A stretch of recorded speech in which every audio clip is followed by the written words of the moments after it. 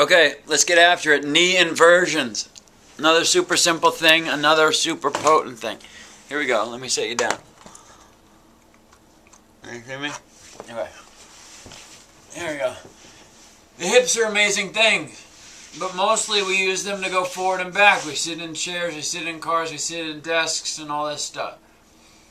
Running, walking, rowing, all this stuff is forward and back. But we can go out, we can go in, and all this stuff. But since we're not usually sitting like this at school or work, the correlating tissues for this position, they kind of turn into internal splints. They just, they petrify. So the knee inversion is a simple way to, while sitting, you turn your knee in. There you go. You hang out. Now, what you'll do, when I first started this, I was like here with it.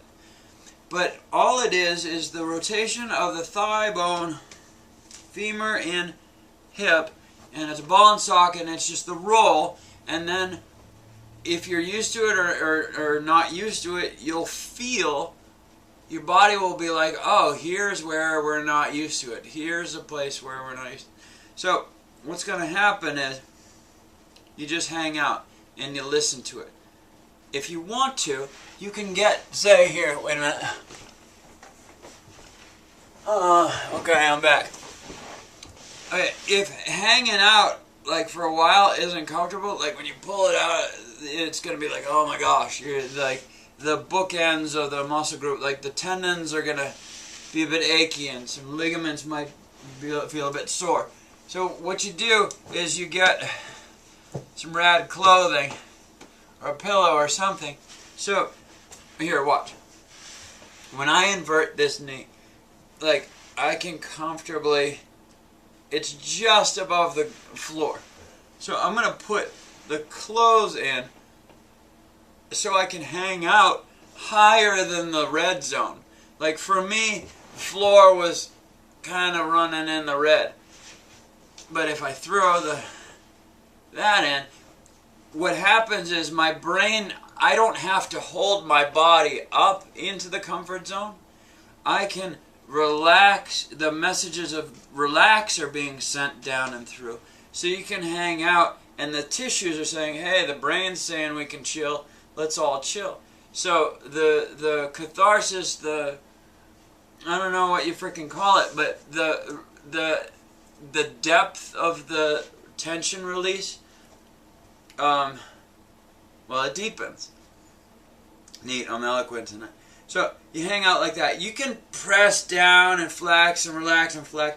The tendency is this up leg will want to fade out because the body's like, oh, you want to get that knee down, I can move this knee, and then yay, victory. But if you keep this up and making this more accountable, making that hip more accountable, then you're going to feel what's going on. Okay, so here we go. Bring that one out, waver it around.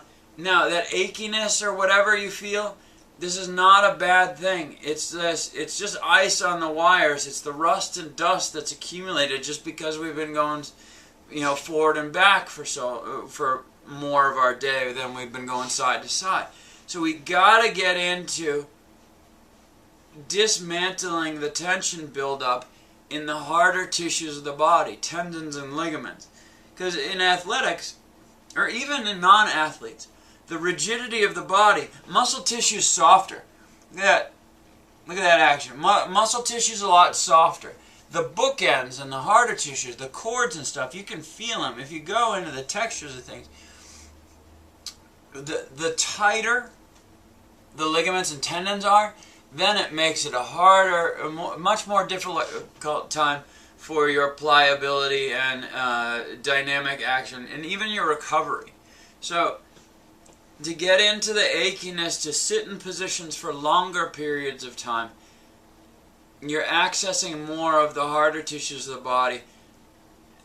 But, so we got to get over the pain and the achiness a little bit because the payoff is big. Now, we don't want to go too forceful. We don't want to be like a brain-driven, like, oh, I can stretch out my ligaments.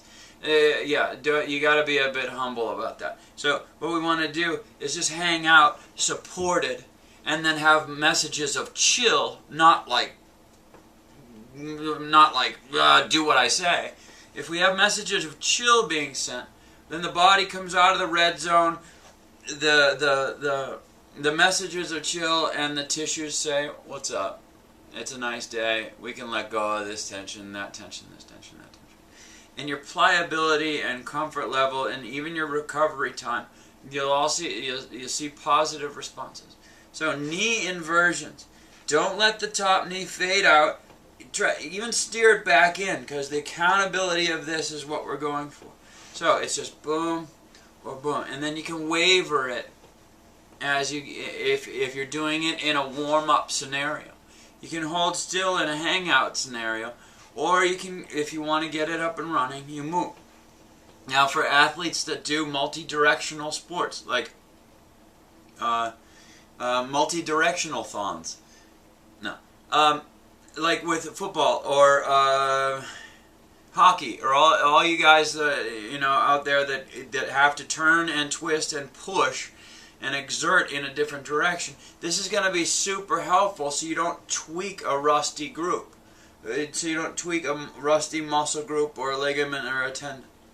Okay, so knee inversions, rock them out, have a good time with that. See where your body runs into the zone where it's holding itself up, and then either put a support in to come out of the red zone so your brain isn't holding it up, so the thing is holding it up, so you can chill and the tissues can say yum, and then we have a good day. All right, knee inversions.